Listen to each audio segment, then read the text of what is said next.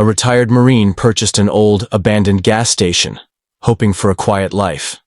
But when he unlocked the basement door, his hands trembled at what he found, because some secrets refused to stay buried. Hey everyone, welcome to Legacy Tales. Now let's begin the story. The gas station had been sitting empty for over a decade. Its faded sign barely clung to the rusting poles, and the cracked pavement was overgrown with weeds. James Calloway, a retired Marine with years of service under his belt, had seen worse conditions in war zones. To him, this wasn't just a forgotten roadside stop. It was a project, a second chance at life. The moment he signed the deed, he felt a strange sense of purpose. Locals had warned him that the place had history. The previous owner had vanished without a trace, and the gas station had been left to rot ever since. But James wasn't one to believe in ghost stories. He had seen real horrors. Things that didn't go away when you turned on the lights. The first few days were uneventful. He worked on fixing the roof, clearing out old shelves, and sweeping decades of dust from the floors. That's when he noticed something strange. A steel door in the back room, hidden behind a wall of old crates. It wasn't on the blueprints, and the rusted lock looked untouched for years. Curiosity got the best of him. With a firm grip, he yanked the door open, revealing a staircase leading into darkness. The air was thick, musty, and unsettling. He hesitated for a moment before stepping down. His military instincts kicked in, and his hand went to his side, a habit from years of carrying a sidearm. As he descended, the temperature dropped, and an eerie silence settled over him. Then, in the dim light of his flashlight, he saw something that made his hands tremble. James swallowed hard as his flashlight flickered against the cold, concrete walls of the basement. His pulse quickened, and a familiar tension settled in his muscles. The same feeling he'd had on deployments right before something went terribly wrong. He wasn't scared. Marines didn't get scared. But something about this place felt wrong. The basement was much larger than he expected. Old metal shelves lined the walls, covered in dust and rust, their contents long forgotten. Torn sacks of grain, shattered glass bottles, and a rusted-out cash register lay scattered across the floor. But it wasn't the debris that made his hands tremble. It was what stood in the center of the room. A metal hatch. Bolted shut. He stepped closer, running his fingers over its surface. There were scratches around the edges, deep and frantic, as if someone, or something, had tried to claw their way out. James's breath hitched. His training told him to assess the situation, analyze the danger. But his gut told him something was deeply, terribly wrong. He crouched down, examining the bolts. Heavy duty, industrial grade. Someone had wanted this sealed tight. He traced a finger over a rusted plaque beside it. The words were barely visible under the layers of grime, but as he wiped it clean, a single phrase sent a chill down his spine. Property of U.S. government. Do not open. James's stomach dropped. He had spent years in the military, and he knew exactly what that meant. This wasn't some simple storage space. This was classified, forgotten, maybe even buried on purpose. He turned, scanning the room for anything else unusual. That's when he noticed the filing cabinets. They were dented and rusted but still locked. He found a crowbar among the scattered tools and pried one open. Inside, stacks of old documents, brittle with age, spilled onto the floor. He picked one up, his eyes scanning the faded print. Project Nightfall. The name meant nothing to him, but the words beneath it did. Biological containment. Level 4 security clearance required. His fingers tightened around the page. Level 4 meant top secret. Biocontainment meant something worse. His mind raced. Had this gas station been sitting on top of an abandoned government experiment all these years? A sudden creak echoed through the basement. James froze. The sound hadn't come from him. His flashlight flickered again, casting shadows across the walls. Then, in the far corner of the basement, something shifted. A metal canister rolled across the floor, its hollow clatter breaking the silence. James's instincts screamed at him to move, to run. But he wasn't the type to back down. Not yet. He took a slow step forward, his heart hammering against his ribs, and that's when he saw it. A handprint. Not just any handprint.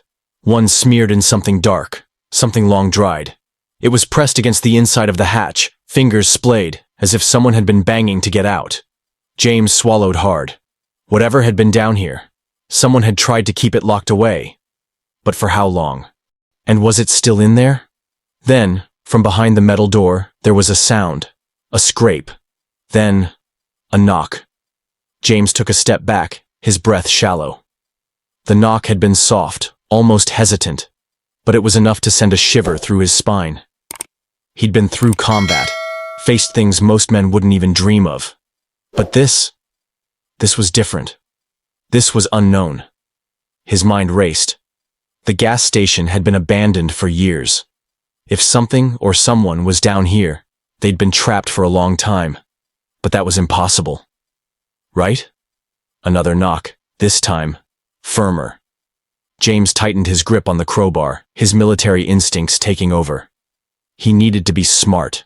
Rushing in without a plan got people killed. He took a slow breath, steadying himself, and reached for the bolt securing the hatch. It was rusted, but as he pulled, it shifted. And then, silence. The air felt heavier now, thick with something unseen. The basement seemed darker than before, like the shadows were closing in. He glanced back at the old documents scattered across the floor. Biological containment. Was he about to make a mistake? A low creak echoed as he pried the bolt loose. Then, slowly, he grabbed the edge of the hatch and pulled. The door barely moved at first, but then, with a groan, it gave way. A rush of stale air hit him, carrying a scent of rust and decay. His flashlight beam cut through the darkness beyond the hatch, revealing a passageway leading further underground. And then, movement. James tensed. His grip on the crowbar tightened as a figure slowly emerged from the darkness. At first, he thought it was a man. But as the figure stepped closer, the light revealed something else. The skin was pale. Too pale. The eyes, sunken but alert. The figure's clothes were tattered, military issued, but from an era long past. The man, or whatever he was, staggered forward, his lips parting as if to speak. But before James could react, the stranger collapsed. James moved fast, catching the man before he hit the ground. His body was cold, weak, but alive. James laid him down gently, checking his pulse. It was faint, but steady. Then, a whisper, hoarse, and barely audible. "They left me here." James's stomach twisted. Who? Why? How long had this man been trapped down here? The stranger's eyes flickered open again, locking onto James. This time, his voice was stronger. "You have to stop them." James felt his heart pound against his ribs. "Stop who?" But before the man could answer, the sound of tires crunching against gravel echoed from above. James froze. He knew that sound. Black SUV's government issue. Whoever had buried this secret wasn't done with it yet.